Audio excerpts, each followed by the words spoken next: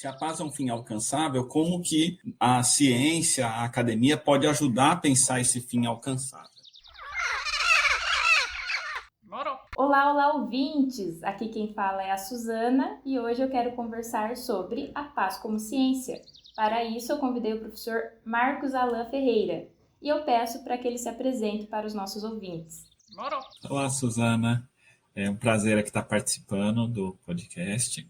Bom, meu nome, como você disse, é Marcos Alan Ferreira, né? Eu atualmente estou como professor na Universidade Federal da Paraíba, onde também coordeno a Liga Acadêmica de Estudos para a Paz e Conflitos, né? Em que a gente congrega junto com os estudantes as dimensões da extensão, da pesquisa e do ensino num único projeto, né? E é a primeira, né, liga acadêmica voltada só a estudos de paz. Geralmente a liga acadêmica é algo muito tradicional no meio da saúde, né? A gente criou para pensar paz e conflitos, né?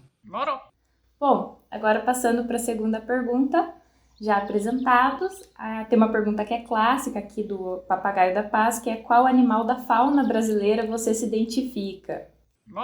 Olha, essa é uma boa pergunta. Eu acho que seria algum pássaro, não sei se um beija-flor ou uma gaivota, algo do tipo, né? Porque se tem algo que eu gosto é conhecer lugares diferentes, parar num canto, observar, né? Voar mais um pouco para um outro lugar. Então eu diria que seria um pássaro. O pássaro brasileiro também a gente pensaria no beija-flor, né? Existem centenas de beija-flores no mundo, mas a maior parte das espécies vive no Brasil e no Equador. O beija-flor colibri-abelha cubano é a menor espécie de pássaro no mundo, pesando menos de 2 gramas. Outra informação interessante é que o beija-flor é uma espécie muito importante para a polinização e, consequentemente, para toda a biodiversidade. Esses dias eu estava numa palestra de uma autora guarani e aí ela estava explicando a relação do beija-flor com a ideia do amor e com a ideia de Deus e da divindade da natureza. E eu achei muito bonito também pensar como o beija-flor é um animal tão pequenininho e que você tem que parar para prestar atenção nele para você conseguir enxergar ele. E ele, ao mesmo tempo, ele é tão rapidinho, né? Sim, exatamente. Bom, a próxima pergunta que eu faço no podcast é: qual mulher é uma referência para você? Eu vou fazer uma transgressão aqui e não falar uma, mas vou falar 10 mulheres. Que são, na verdade, são 10, mas fica tranquila que eu não vou explicar cada uma delas, não. Mas um episódio que me marca muito foi quando, em 1983, né, o governo iraniano martirizou 10 mulheres que vinham trabalhando pela educação na cidade de Shiraz, é uma cidade importante do Irã, e elas são muito conhecidas como as 10 mártires, né, que marcaram muito. Elas eram de uma minoria religiosa conhecida no Irã, que é a Bahá'í, e elas vinham conduzindo atividades muito parecidas com o que nos identificamos, né, de promoção da educação da paz, trazer isso junto à juventude. E infelizmente naquele momento o governo, né, assim, entendeu que aquelas atividades eram subversivas demais e deram fim, infelizmente, à vida delas. Então elas são uma inspiração muito grande, porque ali nós tínhamos senhoras de certa idade, tínhamos jovens, né, a história mais famosa inclusive é da Mona, né, que era uma jovem de 17 anos.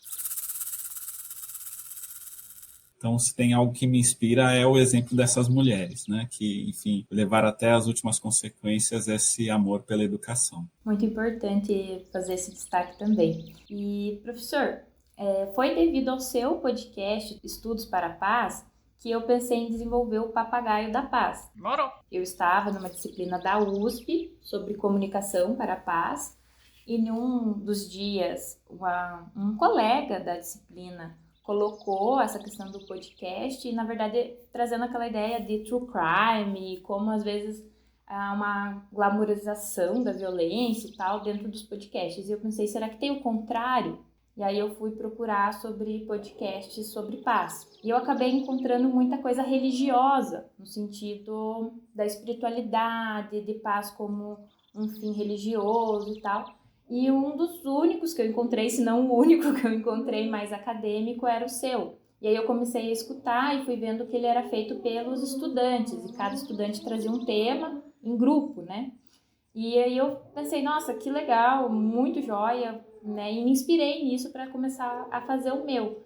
E aí eu queria saber mais um pouquinho sobre como que você decidiu, enquanto professor da disciplina, o podcast, fazer esse formato. Ah, muito bom. Fico feliz, né, que o podcast tenha servido de inspiração também para o Papagaio da Paz. Mas essa ideia, ela surgiu durante a pandemia, né? Assim, naquele período terrível que todos nós vivemos, eu estava lecionando online e aí existia uma dificuldade muito grande de engajar os estudantes. E, em particular, durante a pandemia, eu lecionei por 2 vezes a disciplina de Estudos para a Paz, né, no curso de Relações Internacionais aqui da Federal da Paraíba. E aí, assim, veio uma ideia de trazer coisas mais participativas, mas que pudessem ser feitas na sua casa. E aí eu sugeri para os estudantes nessa disciplina a ideia de fazer um podcast, né, assim, para que motivassem eles, eu coloquei que os melhores podcasts seriam depois publicados no Spotify. Eu procurei saber como que era, né? Enfim, eu dei algumas instruções bem elementares, assim. E também fiz mais uma curadoria dos temas e das pessoas que eles iam entrevistar, assim como também do roteiro em alguns dos grupos, e alguns eles estavam muito, enfim, bem preparados, quase não precisei interferir. Mas a ideia surgiu, enfim, a partir desse oferecimento da disciplina durante a pandemia. E aí o resultado me surpreendeu muito, porque, assim, pode-se dizer que todos os trabalhos tiveram uma qualidade que poderiam ser publicados, assim, né? E que mostra também a importância, como na educação, às vezes é importante sair da caixinha, né? De só aquele modelo tradicional, de, enfim, explicar ao professor, depois eles fazerem uma prova. Então, embora, claro, né, às vezes os alunos reclamam de que era muito trabalho, né, é característico do aluno e não há problema, a gente foi aluno e sabe muito bem disso. No fim, eles fizeram um trabalho muito legal, né, muito bacana de discutir temas importantes para pensar paz e conflitos. Alguns temas eram mais relacionados à não violência, outros eram de conflitos importantes que são esquecidos no Brasil, como a cabanagem. Enfim, eu tentei fazer um combinado de conflitos que foram pouco examinados e também de abordagens para a paz. E aí, assim, a boa notícia é que a gente está na segunda fase desse podcast agora, que já que eu estou lecionando a disciplina novamente, eu decidi pedir mais uma vez a atividade podcast. Foi interessante que mais uma vez os alunos viram de maneira muito positiva. Então, eles estão nessa fase de preparação. A gente vai ter uma série de episódios, provavelmente em maio, que é quando termina a disciplina, né, em que virão temas como assim, conflitos, né, históricos no Brasil, como a Revolta dos Tamoios, mas também alguns preferiram focar em personalidades importantes que defendem a não violência, né? Então foi assim que surgiu. Na verdade, foi enfim, a partir da necessidade mesmo de fazer algo diferente durante o período da pandemia, né? Que era tão difícil, assim, pedagogicamente, você envolver os alunos, né? E a ideia é que a gente possa continuar fazendo isso. Cada vez que eu lecionar a disciplina, incentivá-los para que tenha esse podcast. E eu, como docente, vou ajudando nessa parte mais do roteiro, da curadoria mesmo dos temas, né? Ajudando eles a pensar isso. Então, o podcast Papagaio da Paz, ele quer horizontalizar os estudos para a paz. E lendo um pouco do material que você produz, a gente pode se perguntar, a paz é uma ciência? Eu acho que isso é uma coisa que os meus ouvintes se questionam. Por mais que quando eu falo, eu faço doutorado em cultura de paz. Então, para eles, às vezes, é muito longe pensar que tem um programa de pós-graduação e existe uma linha dentro desse programa e eu posso produzir uma tese sobre isso. Então, quando eu converso com pessoas de outras áreas, para eles parece muito distante. Muitas vezes, quando a gente fala paz, remete àquilo que você falou quando procurou os podcasts, né? As pessoas remetem a uma questão de religião, coisa do tipo. Só que, assim, na prática, acho que todo mundo quer ter uma vida sem violência, né? Sem sofrer um tipo de violência, seja essa violência uma violência física ou uma violência indireta. Ninguém em sã consciência vai dizer, não, eu quero viver uma vida num cenário de violência. E os estudos para a paz, eles surgem como uma tentativa, justamente, por parte de pesquisadores em diferentes cantos do planeta, em entender, bom, se é um fim alcançável, como coloca o Johan Galtung, né, que é um nome importante aí no debate acadêmico sobre paz, se a paz é um fim alcançável, como que a ciência, a academia pode ajudar a pensar esse fim alcançável? Se é algo que é palpável, a gente pode entender o que é viver em paz. Então, como que nós caminhamos para esse caminho? E a partir daí, né, nos anos 50 e 60, nós temos uma série de pesquisadores de diferentes campos do conhecimento que buscam entender cientificamente, academicamente, como podemos pensar uma sociedade sem guerras e sem conflitos armados violentos, ou até mesmo sem violência. Então, surgem 2 grandes centros acadêmicos para pensar isso, inicialmente. Um em torno da Universidade de Michigan, né, em que tínhamos ali o casal Elise e Kenneth Boulding, a Natal Rapoport, que vinham pensando a partir de como resolvemos conflitos, principalmente, né, a área de resolução de conflitos, e outro em Oslo, na Noruega, em torno do recém-criado Peace Research Institute of Oslo, né, que foi criado pelo mesmo Johan Galtung, mas com apoio de pesquisadores e pesquisadoras no âmbito da sociologia, da economia. Isso a gente está falando dos anos 50 para 60, mas hoje a gente olha, depois de passado um significativo tempo aí, né, 70 anos basicamente quase, da criação desses institutos, desses periódicos. Da última vez que eu fiz esse levantamento, tínhamos no mundo 60 programas de pós-graduação e de graduação em que, assim, o nome do programa é Estudos de Paz, ou Estudos para a Paz e Conflitos, ou Resolução de Conflitos, né? Ou seja, a gente está falando de 60 centros em grandes universidades do mundo, seja do norte global ou do sul global, que buscam academicamente entender o que é a paz, né? Particularmente, eu tive a oportunidade na minha carreira de estar em 2 deles como pesquisador visitante, né? Na Universidade de Uppsala e na Universidade de Manchester. Uppsala na Suécia e Manchester no Reino Unido. E é muito interessante você estar nesse ambiente em que você tem 50, 60 pesquisadores, fora os seus alunos, preocupados em entender a paz, né? Então, por exemplo, em Manchester, eles têm um centro para pensar a questão humanitária, né, em conflitos armados, em que você tem lá não só um pesquisador que vai pensar do campo mais conceitual, né, inclusive acabou se tornando um amigo, né, o professor Oliver Richmond, mas também, às vezes, você tem um médico dos Médicos Sem Fronteira ajudando os alunos a entender o que é construir a paz quando você está num conflito armado. Você está em Uppsala, você vai ter excelentes pesquisadores no campo conceitual da paz, como Peter Wallenstein, né? Mas você vai ter também um grupo de mais de 50 jovens estagiários mapeando os conflitos ao redor do planeta. Embora no Brasil isso é muito novo, né, muito incipiente ainda, o estudo da paz enquanto uma ciência acadêmica, né, que pode ser estudado, isso tem também mudado, né? Assim, a gente não tem, infelizmente, ainda uma pós-graduação em estudos para a paz. Diferente, por exemplo, da nossa vizinha Colômbia, que já tem um programa assim, ou a Costa Rica, que já tem um programa assim. Mas nós já vamos, né, para, se não me engano, a 5ª ou 6ª edição do Encontro Brasileiro de Estudos para a Paz, né, que vai ter esse ano, vai ser na Universidade de São Paulo, né, o EBEP, e que congrega lá sempre entre 100 e 200 pesquisadores, pensando paz nas diferentes perspectivas, a partir das relações internacionais, a partir da educação, né, da sociologia. Então, hoje em dia, assim, é muito mais palpável esse olhar da paz enquanto uma ciência que pode ser estudada. E dentro dessa ciência, o foco principal é aquilo que o Galtung trouxe lá atrás na Fundação de Estudos para a Paz, que é como que eu reduzo a violência. Como que eu penso cientificamente a redução da violência para a construção de uma sociedade em que as pessoas possam viver com uma liberdade de da vida delas não correr esse risco dessa mesma violência. É muito interessante, né, professor? E como você colocou, eu participei pela primeira vez do Encontro de Estudos para a Paz no ano passado, que foi em Foz do Iguaçu. Então era bem mais próximo para eu ir também, e agora eu quero ir na USP também. Foquei foi a questão do gênero, né? Porque eu vim da pesquisa da violência de gênero, e daí que eu fui conhecendo a pesquisa sobre a paz. A outra pergunta que eu tenho nos seus textos acadêmicos, eu percebo que você fala um pouco sobre o assunto da paz e religião. E hoje a gente presencia a guerra entre Israel e Palestina, que está sendo um assunto muito polêmico, e que várias pessoas estão se posicionando.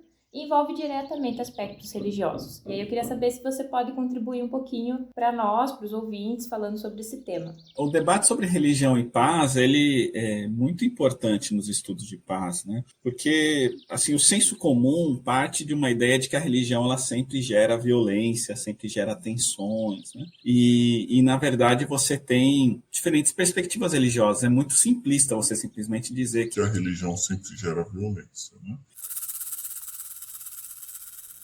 Então, como você apontou, né, eu tenho, né, a minha crença, né, sou uma pessoa que segue a fé Bahá'í, né, que é uma religião minoritária no Brasil, mas que tem adeptos no mundo todo, né, com essa perspectiva também de que a paz é um aspecto importante, é um papel dos seus seguidores promover a questão da paz, né, então, assim, pessoalmente, estudar sobre paz tem a ver também com um interesse pessoal, não só acadêmico, né, mas também de vivência da minha vida. E assim, a própria perspectiva que traz não só a fé Bahá'í, mas outras religiões, como, por exemplo, a vertente menonita dentro do cristianismo, o mesmo ramos do hinduísmo, do próprio budismo, até dentro das religiões afro-brasileiras também, é de que a religião ela é capaz de gerar não só uma paz interior, que é geralmente como nós relacionamos a paz com a religião, mas ela é capaz de construir laços comunitários que constroem essa paz. Numa oportunidade que eu tive de, junto com uma outra colega, escrever um capítulo sobre religião e paz, a gente acabou emprestando muito desse debate que surge ali na Universidade de Notre Dame. São vários os pesquisadores que têm publicado sobre isso. E uma coisa que eu acho interessante ressaltar é como alguns deles mostram essa perspectiva de que a religião ela não pode ser vista de maneira determinista, né? De que ela sempre vai gerar a violência. Ela é capaz de gerar violência? Ela é, né? Assim, seria, enfim, um contrassenso nosso dizer que a religião ela é sempre pacífica. Mas ela também pode gerar paz. E aí nós temos exemplos históricos importantes de líderes religiosos ou de vertentes religiosas que buscam construir a paz, seja institucionalmente, seja no dia a dia, no contato com a população.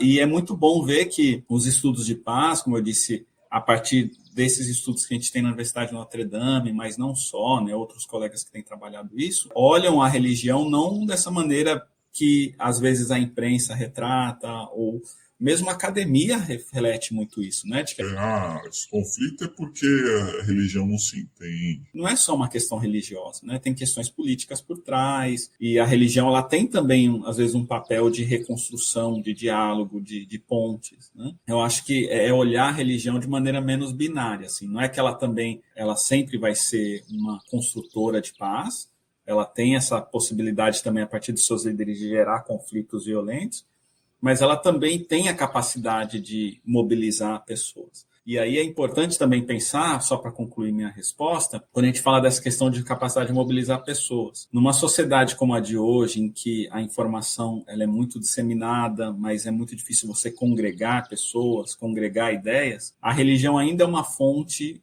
de união de grupos de pessoas em um determinado local. A capacidade, às vezes, que tem de influência um pastor, ou um padre, ou um ulema, qual seja a liderança, né, um líder de uma religião afro, capacidade e capilaridade que ele tem de conversar com as pessoas é tão maior quanto, às vezes, dos partidos políticos hoje em dia.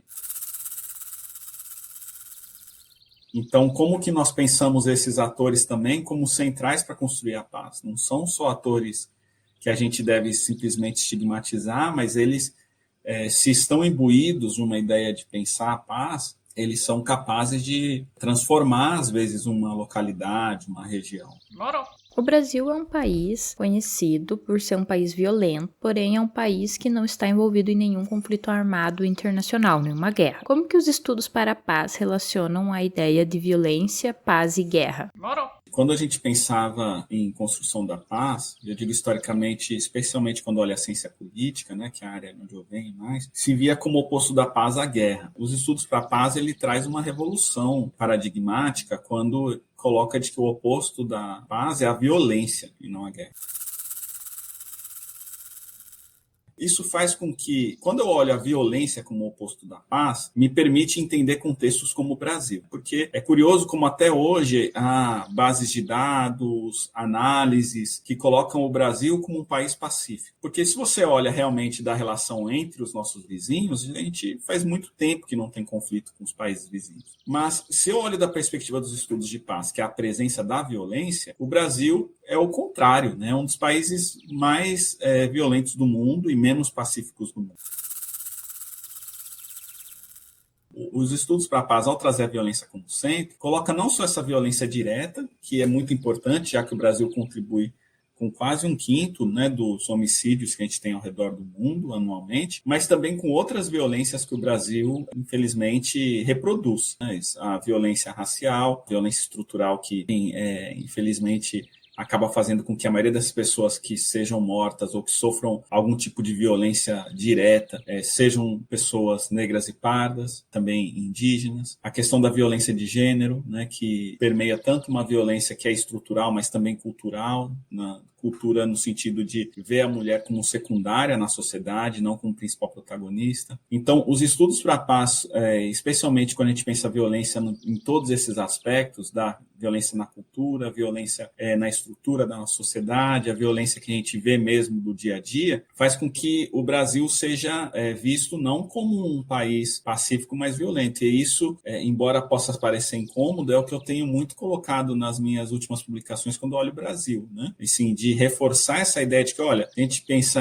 no Brasil sobre a partir da ótica dos estudos de paz, nós temos um desafio grande, tão grande quanto alguns países que inclusive estejam em conflito armado, que às vezes proporcionalmente morrem menos pessoas do que morrem no Brasil. O projeto Papagaio da Paz, ele tem uma proposta também de horizontalizar o conhecimento. Então, eu queria saber se agora você tem alguma pergunta para mim. Uma pergunta que eu tenho, fiquei curioso depois que você comentou aí das suas pesquisas, é que pontes que você vê entre os estudos de gênero e os estudos para a paz hoje? Bom, professor, tenho algumas pontes que eu penso na relação de estudos de gênero e paz. A primeira grande ponte que eu fiz foi com a Bell Hooks. Então, quando eu li a Bell Hooks, eu pensei, o que ela está falando aqui, e até acho que por ela ter tido contato com o Paulo Freire, com a leitura do Paulo Freire, né? O que ela está falando é sobre paz, ela está falando sobre transformar a sociedade, não só na questão da violência de gênero, mas também na questão de outras coisas, como o imperialismo, o racismo, a questão de classe, transformar isso através do amor, e esse amor em um ato político de promoção de paz. Então, esse foi o primeiro contato que eu tive com uma leitura feminista para a paz. Depois, eu li um autor chamado Herrera Flores. Lendo Herrera Flores, ele colocou a questão da Virginia Woolf. E aí, quando eu fui conhecer a literatura da Virginia Woolf, que ela é muito trabalhada nos estudos feministas, eu pensei, nossa, ela é uma pacifista, uma feminista pacifista. Então, ela tem o livro da, acho que é Três Guinés, que ela vai falar exatamente sobre como a guerra é um instrumento masculino. A guerra é uma criação masculina e ela se mantém por instituições predominantes masculinas. E que os heróis de guerra são os homens que cometeram as violências, que foram, que ganham os louros da guerra, né? Os louros da guerra. Enquanto as mulheres, elas ganham os lutos da guerra. Elas ganham a tristeza da guerra, elas viram as viúvas, as mães que não têm que criar seus filhos sem um pai, os encargos da guerra, enquanto aos homens é dado os louros da guerra. E depois eu li sobre uma autora feminista brasileira que chama Sabrina Menezes, e ela fala sobre abolicionismo penal e feminismo. E aí ela também vai falar novamente esses pontos, sobre como os homens criam essa ideia masculina da violência, muito conectada uma coisa com a outra, e criam a ideia do cárcere também, e a ideia da punição ao outro que faz errado, e não da reconciliação, ou do perdão, ou de construir vínculos, mas de romper os vínculos, né? E aí isso também interfere na questão do cárcere. E essas foram as principais autoras que eu pensei a ideia de paz e gênero. Agora, no quadro Papagaiando, eu faço uma pergunta que é aquela famosa pergunta de $1 milhão, né? Teve uma entrevistada minha que falou assim, Tipo de pergunta, quem não queria saber a resposta? como formar estudantes universitários e pessoas da comunidade como construtores da paz? É muito difícil mesmo, mas eu acho que a gente tem que pensar os passos, né? Eu acho que um passo importante pensar a educação não como algo para resolver coisas, mas para também refletir sobre o mundo que a gente vive, né? É natural que na sociedade de hoje, em que as pessoas vão para a universidade esperando sair dali com diploma, conseguir um estágio, um trabalho, coisa do tipo, há uma preocupação muito grande em aprender técnicas, aprender questões que vão me permitir dar um emprego. Mas, assim, eu tento fazer isso, né? Não sei se eu sou bem sucedido, mas a gente tem que tentar ajudar os estudantes a pensar um passo atrás, né? Então, eu estou numa sociedade que pensa o que sobre a questão da natureza humana, por exemplo. Né? Assim, a natureza humana ela é mesmo egoísta, como a gente estuda em livros como do Príncipe do Maquiavel ou do Hobbes, né? Falando dois autores da ciência política, ou é socialmente construída essa visão de que o ser humano ele é ruim por natureza? A gente fala muito de querer uma sociedade mais justa, mas o que é justiça social? Né? Assim, quando a gente fala de defender uma sociedade mais justa, envolve o quê? Envolve distribuição de renda, envolve participação nos assuntos da sociedade, nos assuntos de decisão, né, da sociedade, envolve você ter uma maior igualdade de gênero. O que é uma justiça social? Então, acho que para criar uma sociedade, vamos dizer assim, mais pacífica, é importante a gente voltar a questões fundamentais da filosofia, às vezes em estudos de paz. Se eu nasço desde o começo com uma concepção de que o importante é eu me dar bem na vida, de que cada um é movido pelo seu interesse, lamento dizer, mas vai ser muito difícil criar uma sociedade pacífica, né? Acho que primeiro a gente tem que questionar alguns dos fundamentos dessa sociedade. Então, o que é a minha natureza enquanto ser humano, o que é assim, o impacto da violência, qual que é o impacto de se pensar a justiça social. E aí alguns vão se assim, refletir, sentir identificados em ter um papel para que seja, vamos dizer, mais protagonistas dessa mudança, uma sociedade mais pacífica. Outros, infelizmente, vão achar que a sociedade é assim mesmo, mas acho que o professor tem esse papel do desconforto, às vezes, né? De tirar um pouco do conforto que é pensar que o mundo é assim mesmo e falar, será que é assim mesmo? Né? Que outras perguntas a gente deve fazer para pensar que o mundo pode ser um pouquinho diferente. Né? Vamos para o quadro Dica Cultural. Peço que você deixe para os nossos ouvintes uma música, filme, série, livro. Eu acho que um livro que inspira muito a pensar o quanto que a construção da paz é uma construção social, que é uma construção que deve ser pensada também nas questões simbólicas da nossa existência, é o famoso livro 100 Anos de Solidão, do Gabriel Garcia Marques. Então é um livro que sempre me traz muita inspiração assim, para pensar alguns elementos da cultura de paz. Né? E uma outra que eu sempre gosto muito de pensar, né, que nos ajuda a pensar o nosso papel como construtores de paz, e que também pode parecer batido por falar, mas é a música Oração ao Tempo, né, do Caetano Veloso, cantado por várias outras vozes também, né? Que nos ajuda a pensar qual que é o nosso papel nesse tempo que a gente tem aqui, que é um tempo pequeno, né? 80 anos. Enfim, acho que são duas dicas culturais que nos ajudam a refletir sobre esses aspectos. Bom, agora a gente já está chegando ao final do nosso tempo. Eu faço a despedida. Foi um prazer papagaiar com você hoje. Eu espero que você e os nossos ouvintes tenham voos tranquilos. E até o próximo episódio. Um beijo! Gostou de participar, professor? Gostei muito, foram ótimas as conversas aqui, fiquei muito feliz mesmo. Enfim, agradeço aos que puderem ouvir aí o podcast, né? Acho uma contribuição importantíssima, refletir sobre como a gente tem uma sociedade mais pacífica, e foi realmente muito agradável estar aqui hoje.